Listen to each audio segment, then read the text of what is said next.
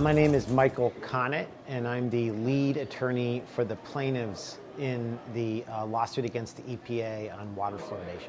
You know, our lawsuit is looking at fluoride and its effects on the brain. And the first research indicating that fluoride could affect the brain was a long time ago, in the 1930s, a study of fluoride-exposed workers. And the finding with respect to neurological symptoms was kind of overlooked at the time. There was much more emphasis on effects on the bones. But in the 1990s, scientists in China began studying the effects of elevated levels of fluoride on children's IQ. And they did so because there were a number of animal studies coming out that were finding alterations in the brain of animals exposed to fluoride under laboratory conditions. So these Chinese scientists did these studies in the 1990s and were finding these correlations, and you saw this kind of accumulation of animal research and some of these human studies. And then in 2006, the National Research Council here in the United States really flagged neurotoxicity as a potential problem for fluoride exposures, and concluded in 2006 that fluoride does interfere with the functions of the brain. That was 2006. And that finding by the NRC really spurred a lot more interest and research on this subject. And in 2016, we filed a petition with the EPA based on this accumulating evidence, calling for the agency to ban fluoridation under the Toxic Substances Control Act, TSCA. And TSCA gives EPA the authority to ban the particular use of an industrial chemical if it presents an unreasonable risk to human health. So that's what we did in 2016. We filed a petition. In February of 2017, EPA denied it. And then, April of 2017, we filed our lawsuit in federal court. The lawsuit is infamous for having sort of languished in court and been stalled several times now as we're here sitting in 2024. What would you would offer to anybody who's just tuned in to the lawsuit, isn't really familiar with the background, just some bullet points that you think are important for the American people to know about what has transpired so far? Well, first, we're the first citizen groups to ever go all the way to a federal trial in a citizen petition under the Toxic Substances Control Act. So in the 40 plus years of the act, no one's done that before. We did that in June of 2020. We had a 7-day trial featuring expert testimony on both sides. And the judge at the end of that trial stated that he wanted to wait to make his decision until the National Toxicology Program, NTP, released its systematic review of fluoride neurotoxicity. At that time in 2020, the NTP had already been working on the review for about 4 years. And the thought at that time was that the review would be published pretty soon, maybe in a few months. And so the judge put the case on hold because he wanted to see the NTP's conclusions. The NTP is the subject matter experts on toxicology issues at the federal government. They're within the National Institutes of Health. And so the case was put on hold. Now, we weren't thrilled about that. We were hoping to get a decision, but we could certainly understand the court's interest to hear what more of an authoritative assessment from this federal body. So the case was on hold, and we waited and waited and waited.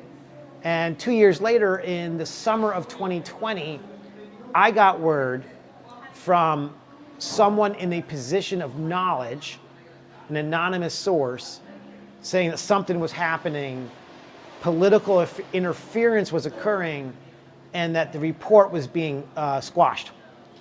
And it may never be published. May never be published. And when I heard that, I went to the court and I told the court what we found out. And I just asked to take the case out of the abeyance or out of the stay, because we could wait forever, in which case we won't have a case, right? And the judge agreed to put the case back on for a second trial. And then based on some additional back and forth with the DOJ, Department of Justice, we were able to secure a copy of the draft NTP report on fluoride neurotoxicity, which had been completed by NTP scientists, but it was not allowed to be released. But we were able to secure a copy to see what it said, and that report, what is considered a draft report, is in evidence in this case and is very much a focus of this current second phase of trial. And what was the conclusion of the May 2022 draft report? The conclusion is that the human evidence on fluoride and IQ is consistent. It's consistent in showing a reduction in IQ as you increase your fluoride exposure.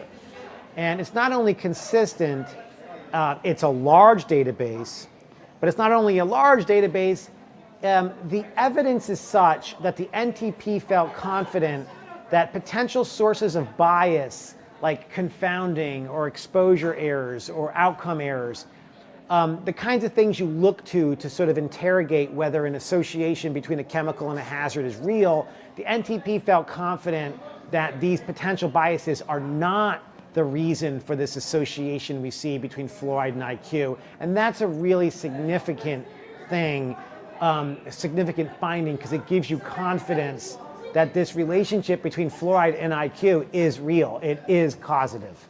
And through the lawsuit, you've submitted emails that you also obtained via FOIA, Freedom of Information Act requests, that show it wasn't just that the report was delayed for whatever reason, but there was actual, it appears based on these emails that there was actual orders from officials, higher officials, to keep this report from being completed and released. Could you speak to that? Absolutely.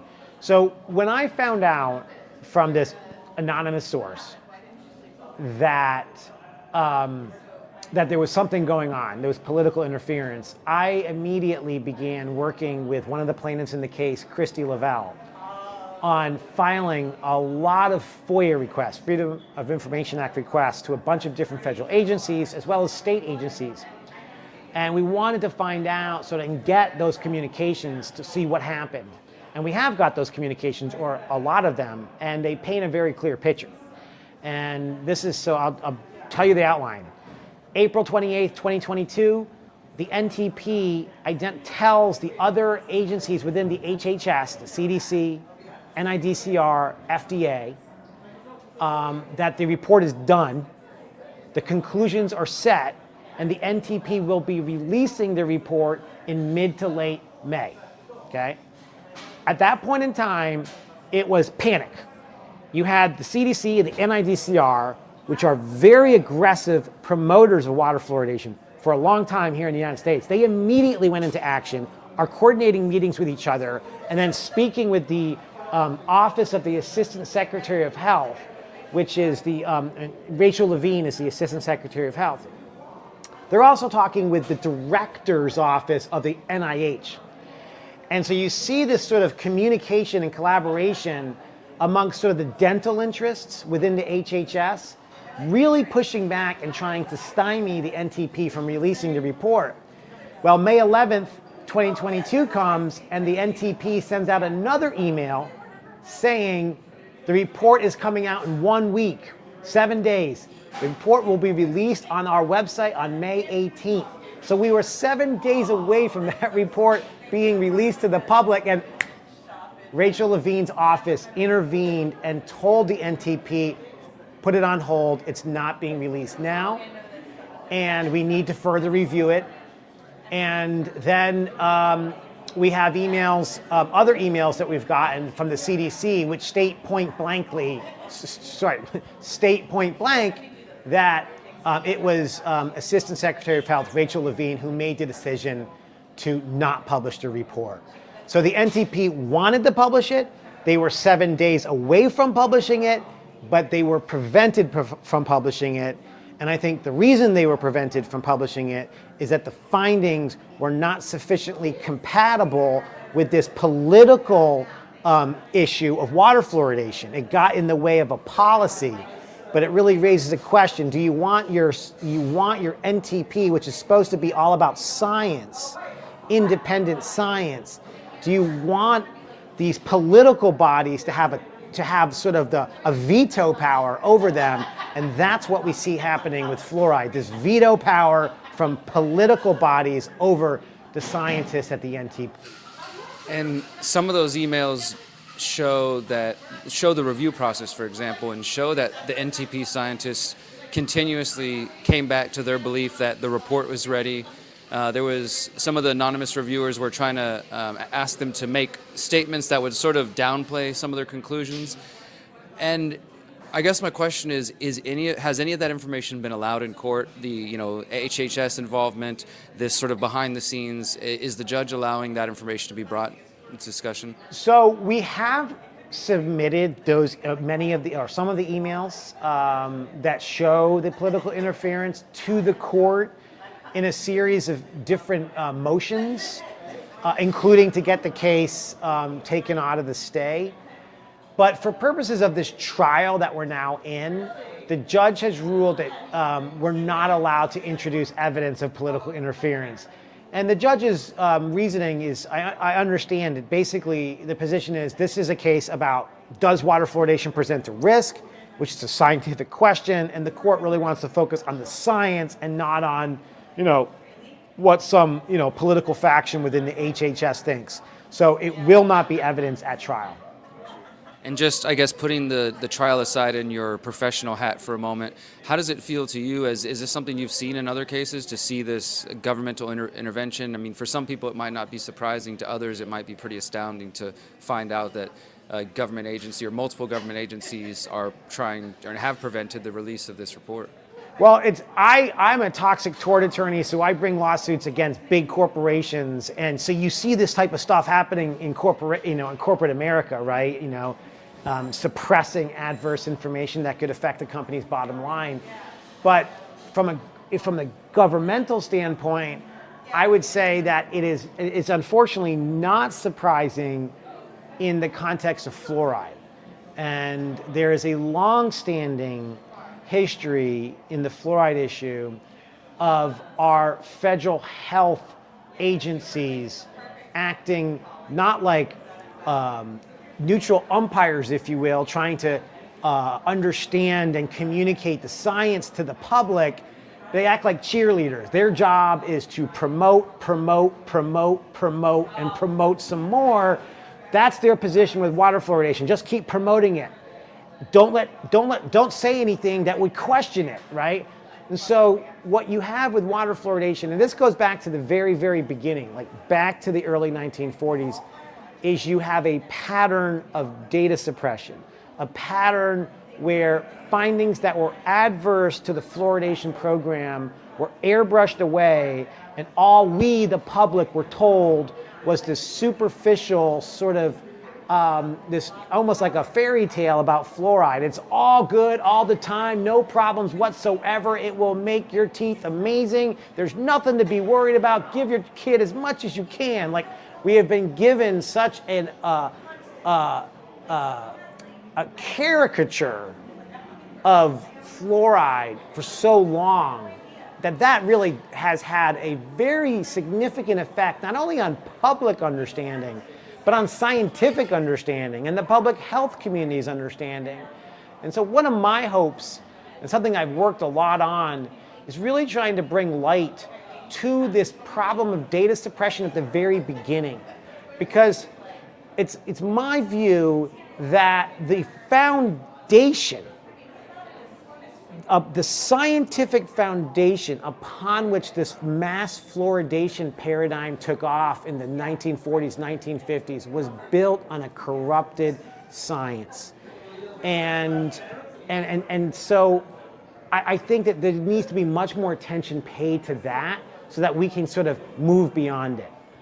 And I guess that's the job for the journalists who are willing to talk about this. Could you speak to that for a moment, of what it's been like to be involved in this lawsuit for going on 8 years now? And have you heard from any of the corporate media, any of the mainstream media, interest in talking to you or just discussing the trial? Well, CNN was interested for quite a while. We were communicating with CNN producers for over a year. And then on the eve, about a month or two before the first trial, they basically backed out and didn't want to do anything. We have had some good news articles published on the case, mostly from smaller outlets.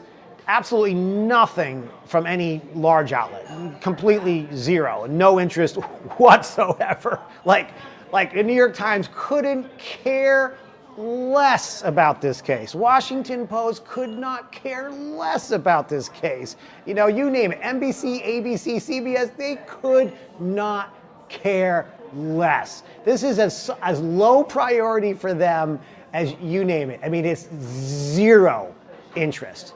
And that is, you know, probably not surprising to you and is reflective, I think, of a media paradigm that is unfortunate at this time.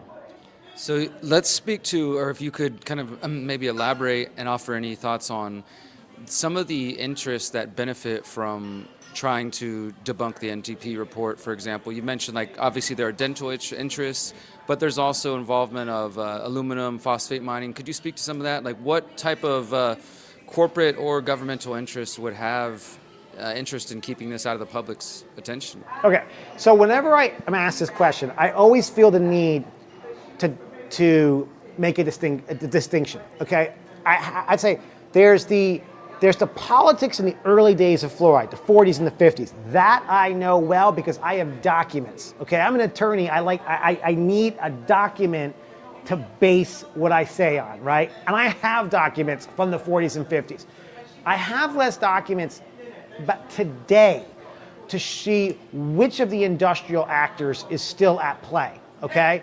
So I just want to make that clear up front. When I talk about special interest or industrial interest, the documentation really is predominantly early days. From the beginning of fluoride. From the beginning of fluoridation. So if you want, I can start there. That's fine. Okay. So how did this happen? How did we get water fluoridation? Okay. I view it as a perfect storm.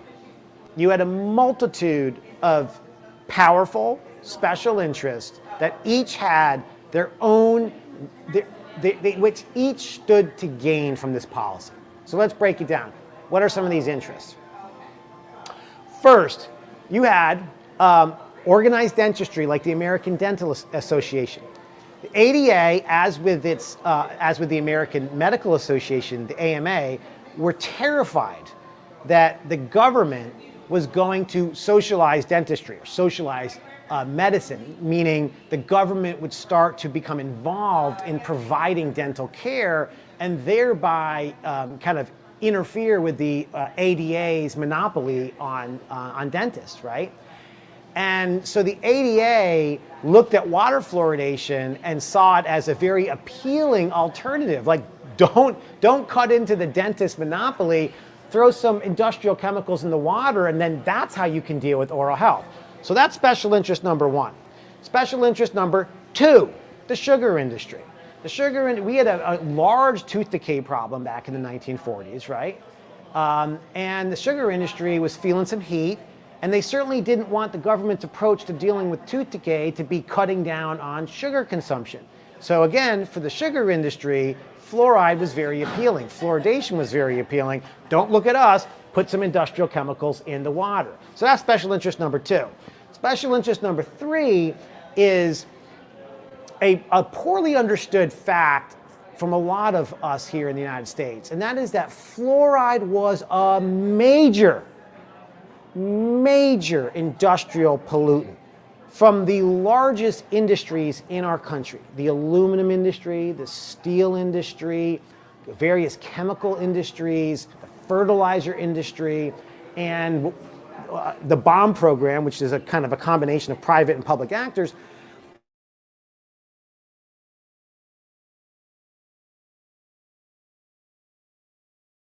Any pollution control. And the thing about it that was so bad for industry is once you admitted that fluoride into the air and it got into the grass, cows ate it, they would get crippled. The cows would get crippled, their teeth would fall out, it's like plain to the naked eye that they're being poisoned, and fluoride, you could document fluoride as the cause of it. So industry couldn't really airbrush it away. Like, farmers had cows that were walking on their knees. Wasn't there an incident in New Jersey that was the cows, the farmers found their cows and crops and everything? Right. South Jersey, but there were incidents all across the country. All across the country, you had fluoride poisoning incidents around these facilities. And and just to give you a sense of the extent of fluoride liabilities from air pollution. Between about 1950 and 1970, there was more liability for fluoride air pollution than the top 20 air pollutants combined.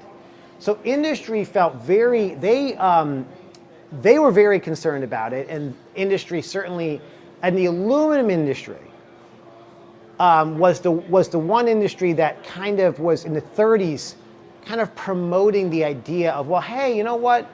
Fluoride may actually have some beneficial effects, okay? And in 1939, the first ever proposal to fluoridate water was made by a scientist named Gerald Cox. Gerald Cox worked at the Mellon Institute, and was funded by two industries, the sugar industry and the aluminum industry. And Gerald Cox stated in 1939 that the present trend towards the complete removal of fluoride from water may need some reversal because of the tooth decay benefits. And I think that's an interesting point right there, because in the 1930s, the trend was to eliminating fluoride from water because there was a growing appreciation in the scientific community that fluoride is a toxic compound like lead and arsenic. And like you saw a lot of scientific research back then on the thyroid gland, on various components of systemic health. And so in 1939, you have this sugar-funded, aluminum-funded researcher saying, hey, maybe we want to add it to water because it's so good for teeth. So those are three of the major sort of influences on the private actor level. But then you have the government, and that might be, that's the fourth special interest, but it's actually within the government. And that is that the government, it was World War II, and they were trying to build the bomb, right? The Manhattan Project, this large, sprawling industrial enterprise. And fluoride was the chemical that they found could be used to enrich the uranium, and uranium hexafluoride. And so they needed massive quantities of fluoride in order to build the bomb. And that resulted in large-scale exposures of fluoride to the workers who were helping to build the various components of the bomb. And what you see in the documents is that the top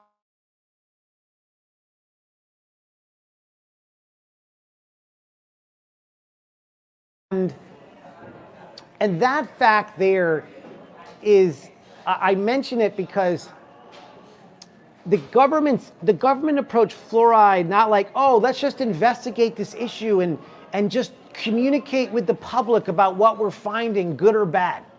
It was not that. Like, the government did not approach fluoride from like an ivory tower, like, oh, let's just research fluoride and see how it affects human health. They researched it, and they actually have a policy of the Atomic Energy Commission in 1947 where if there's research indicating that our processed chemicals, i.e.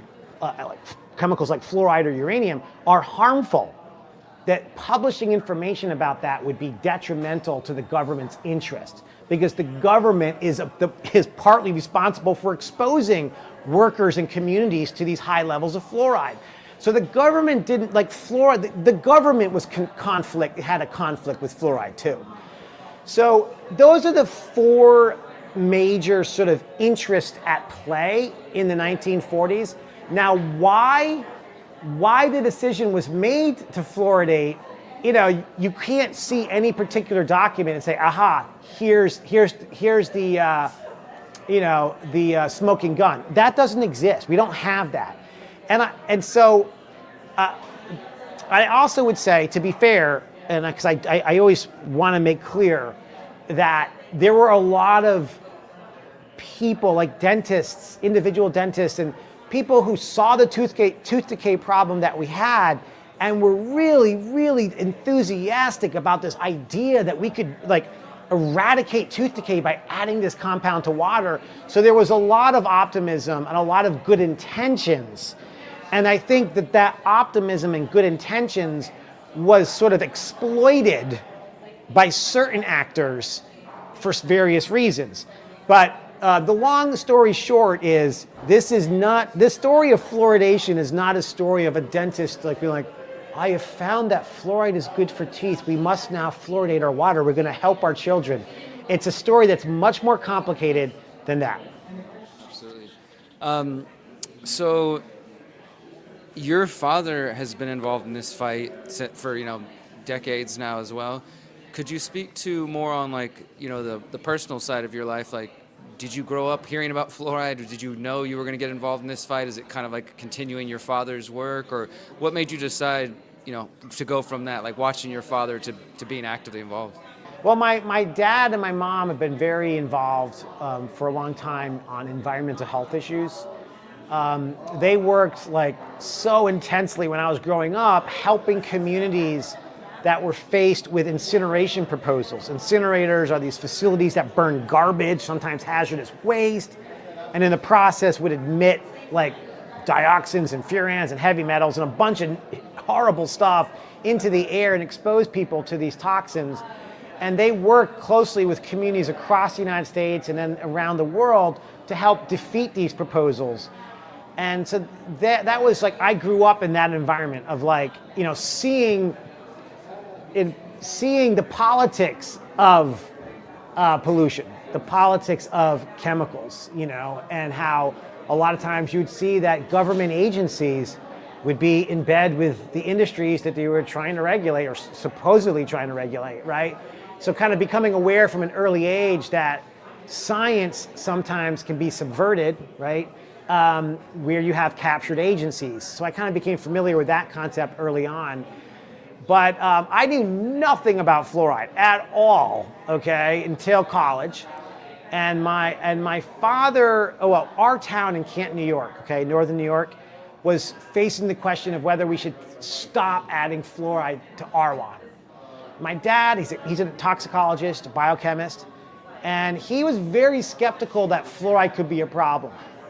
He thought that people who were opposed to fluoridation were getting basic questions of chemistry wrong, like confusing the element fluorine, which is an extremely reactive element, an extremely dangerous element, confusing fluorine with fluoride and making kind of basic mistakes. So he was very dismissive that there could be a problem. My mom, on the other hand, started looking into it, and she got some documents, studies and whatnot, shared them with my dad. He, to his, sort of resisted, but then looked at the studies and was really disturbed by what he found, sort of the number of red flags in the literature.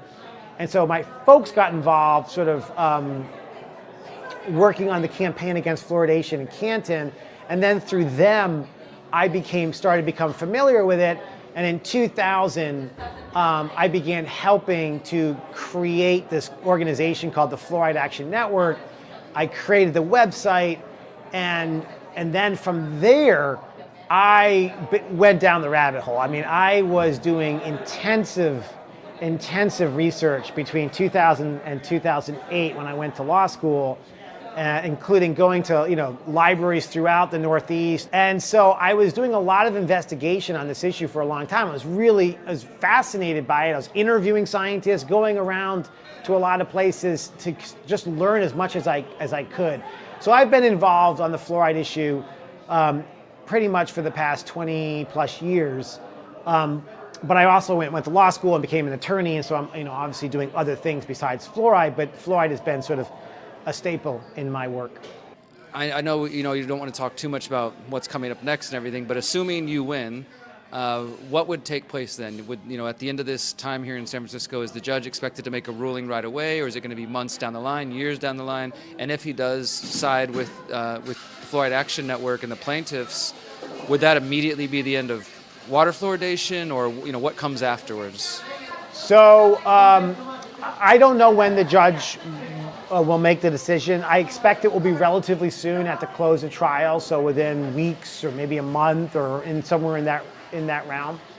If the court finds that fluoridation presents an unreasonable risk in the form of neurotoxicity, then the EPA will be mandated by law to initiate a rulemaking proceeding to eliminate that risk. Okay, so the one thing is EPA may appeal the judge's ruling, in which case we'd have some appellate procedure here in the court system. But assuming we win on appeal, then the EPA has to eliminate the risk posed by fluoridation chemicals in the drinking water. And, you know, it's kind of obvious. How do you eliminate the risk created by adding fluoridation chemicals to drinking water? Well, you just don't add them to the water. You stop adding them. And that's what we certainly are hoping EPA will do. And I mean, I would expect that the government would appeal, and so I guess what I'm getting at is if people are expecting a sort of immediate, at the end of this trial, water fluoridation is over, there's going to be a little bit more of a process. That's true. It's not going to be, it's not going to happen right away. I think a favorable decision by the court would be very important historically. But the funny thing is, even if we win, even if the judge finds it to be an unreasonable risk, I don't think you will see a single major corporate outlet even mention it. Not a single word. That would be my prediction. Not a single word from the New York Times, single word from the Washington Post or National Public Radio. They'll completely ignore it, act like it didn't happen, doesn't matter, and that's what I expect. But I think the encouraging thing here is that we're seeing a change taking place within the environmental and the scientific community, not the dentists. The dentists, they just promote, and they can't get past the paradigm.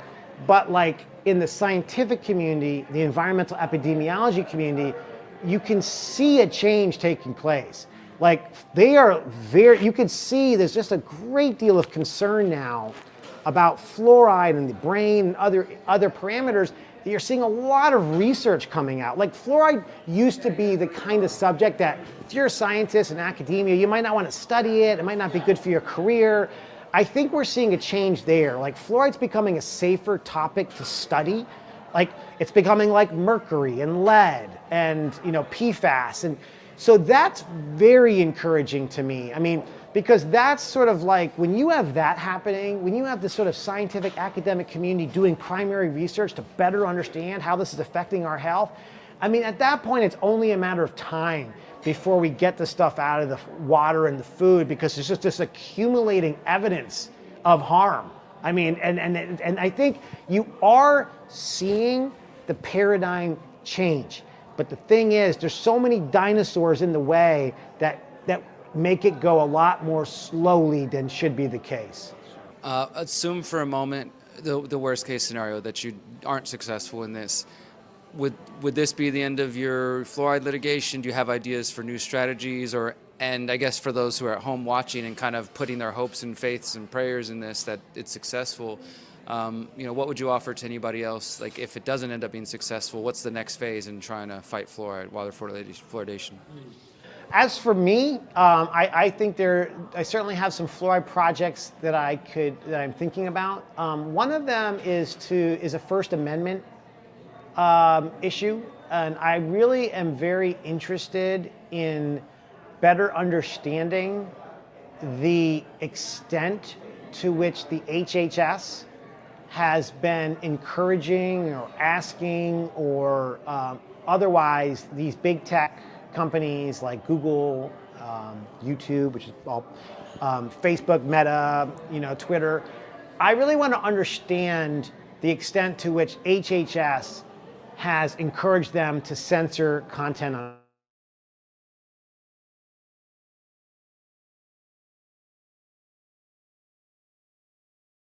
Google search engines. We got a tremendous amount of traffic through Google, right? And over the past 10 years, you started to see that the fan websites got demoted and demoted and demoted and demoted and demoted. And so that was interesting to me, right? And then on YouTube, okay? YouTube, Fluoride Action Network has a bunch of videos that used to post on YouTube, used to get a lot of hits. You typed in fluoride, you get a ton of fan videos on there, right? And including one video that I did, which was called 10 Facts on Fluoride, okay? And you go to YouTube today, they will not link to fans' videos. So you can go to fans' videos if you know the YouTube link, right? And then put it into your search browser, then you can get there. But if you go to YouTube and search fluoride, they will exclude all of fans' videos, right? Like if you type in my name and 10 facts about fluoride, they won't link to it, right? So it's clear that there's some algorithm that they've actually said exclude that organization. I want to find out the extent to which there's been government involvement with that, because if there has been, which I think is reasonable given what we're learning in the past couple of years about, the government involvement with other forms of censorship, I think that there's a real First Amendment issue there that could be litigated. So that's something that I'm considering. But in terms of what people can do, I think I always look at sort of issues as having like an ecosystem, and everyone has a certain part to play. My part might be filing a lawsuit or whatnot. Someone else's part might be, going to their city council and really just trying to raise awareness at the city council level. But everyone has a part to play, and I think it's just tapping into what motivates you. What type of work do you feel comfortable with? What type of work do you enjoy doing? And I think a lot of it is finding something that you enjoy, because when you can kind of merge what you enjoy with something you find meaningful and important, that's where you're going to have a sustainable sort of venture, right? Because if you don't enjoy it, you're not having fun, you're going to burn yourself out. So what is that sweet spot that you enjoy and you feel is moving the needle? And that's all I could suggest in terms of the fluoride issue is people who can find that sweet spot on fluoride, go for it.